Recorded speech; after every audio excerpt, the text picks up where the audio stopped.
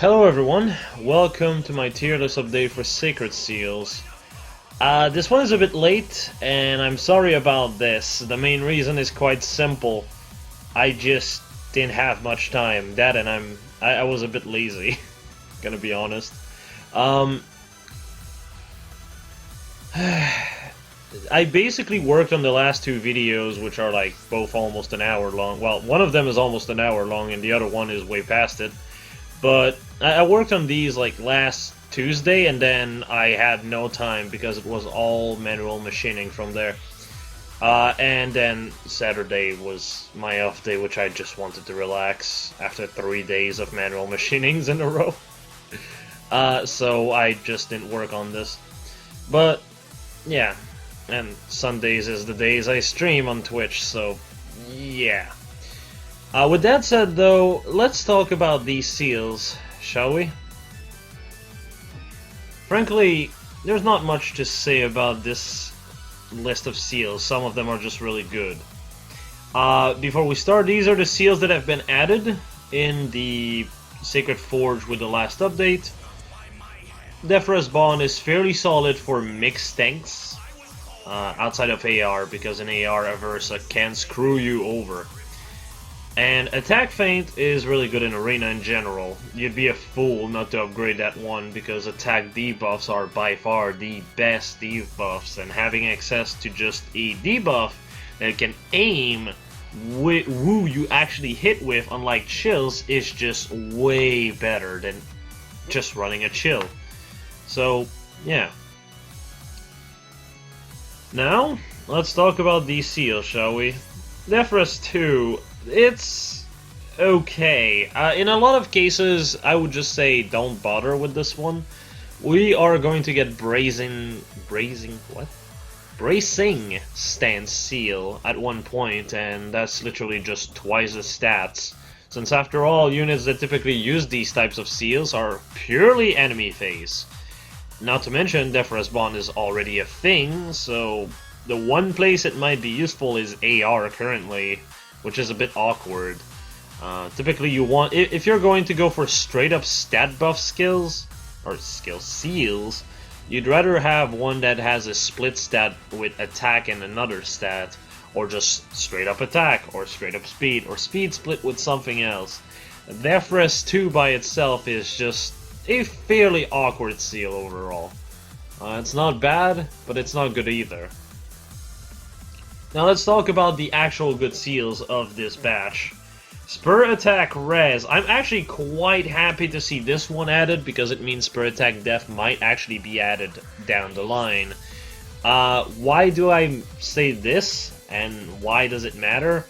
We did not get a double Spur seal since forever, and Spur Attack Def in particular is still locked to 5-star exclusives. Spur Attack Res is locked to Libra and no one else, and is actually quite a good seal. Obviously, Spur Attack Def is probably the best one that you can actually get, but Attack Res is still fairly solid, offering mixed tankiness to characters that have already enough defense and, you know, enough speed. For example, buffing Legendary Tiki, for example, or Fallen Tiki. These units are fairly solid. However, they kind of run in the problem that the res is a decent chunk lesser than the defense stat. And if you just stack two of those, that is no longer the case. And on top of this, attack, which is one of Tiki's issue, somewhat, mostly at lower merges. On higher merges, you're typically fine because you run Special Fighter. With something like Ignis, proccing Ignis every fight as long as you double, so it's not that much of a problem. But on lower merges, especially if you don't have Special Fighter, this can be a problem. So this is a fairly solid seal to combo into our stat line. There's plenty other characters. I'm not going to go through all of them. Just know that anything that has good speed, good def, and the attack is leaving a lot to be desired, or the res is leaving somewhat to be desired, like Athena, for example, like Ira, like Nyla. All of these can use it if they don't use something like Brazen Attack Res to cover their res already. And sometimes you can just say screw it and run it anyway. After all, it's still more bulk. As for the other seal, it's a bit more contentious. Flyer guidance can be extremely good as it can be extremely bad. It really depends to what type of team you have, especially in AR defense. In AR defense, flyer guidance can be an absolute game changer.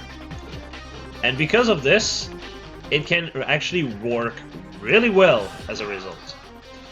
But in a lot of cases, it's not that great. I will say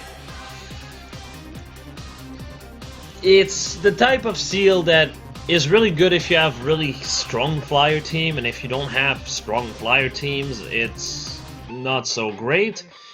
As in my case, I don't really use flyers all that much.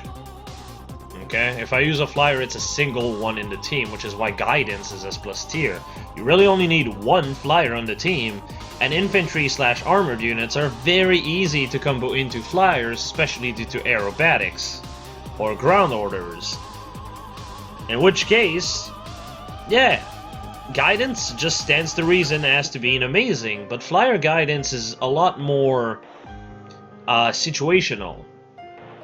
Mostly flyer ball defense in AR will gain this new toy and really be annoying for most people. But if you are not considering flyer balls, it's probably not nearly as important, and I would say Spur Attack Res is probably going to help you a lot more consistently. Once Spur Attack Dev becomes a seal, it's going to be just latched on my Brave Ike, which is going to be comboed into, obviously, Enos. But until then, we'll have to wait, I suppose. So, yeah, it's overall a really good seal or a really bad seal. It really just depends on what you're doing. If you have a flyer team, it's easily a S tier seal. I have definitely flyer teams, but I don't use them nearly as much as I do mixed team. For example, I use New Year Guntra, and she's one of my most expensive build of the bunch, but I don't use any flyers except Rayson in the same team. I use Legendary Tiki with her, Rayson, and then the third one is really up for debate, but it cannot be a flyers because then I'm lucking myself out of tactics. So as a result, this is not good in that team. And I could name you quite a few teams that are like this. Naga is another one. I use Naga in a few teams, but she typically is the only flyer there, and I typically use Iode's Shield to protect her. It's the same kind of logic. Flyer guidance is good, just in very specific team comps. Honestly, I should have maybe put it in A+, but considering how potent it is in a flyer ball team, I just figured S would be the ideal choice here. But yeah, I believe that's all I have to say about the seals this time around. In conclusion, most of them are not great. Spur Attack Res, like I said, is fantastic for cheerleading, unless you're in this weird, how can I say this? In this weird score range where you still see a Versa consistently. Personally, I don't see her much, and I'm in the 750 range, though I suppose this may change if you use something like flyers on your team, since... And don't take this with a grain of salt, but the way I look at this, it typically will showcase units that you have a mirror to, in a way. So say you're using Legendary Leaf, for example, you're more prone to run into Legendary Leafs. Obviously, if yours is also +10, if you're scoring high enough to see +10 Leafs. But if you don't run any Leaf, it tends to be a bit rare. And then you have Legendary Azura, who's a 170 BST unit because of the dual skill, and a lot of unit fits that profile, so she's a consistent pain in the dick. That said, it's very easy to just take a unit that can bait her, take damage, and kill her instantly. But I think I went a bit off topic on that one. I think this is all I have to say about this one. Short and easy, there's really just not much to talk about these seals in general. But they're good. Outside of Death Res, they're good. But yeah, I'm gonna see you all later, probably on the Legendary Banner review. I don't see any other video that would happen. Until then, see ya!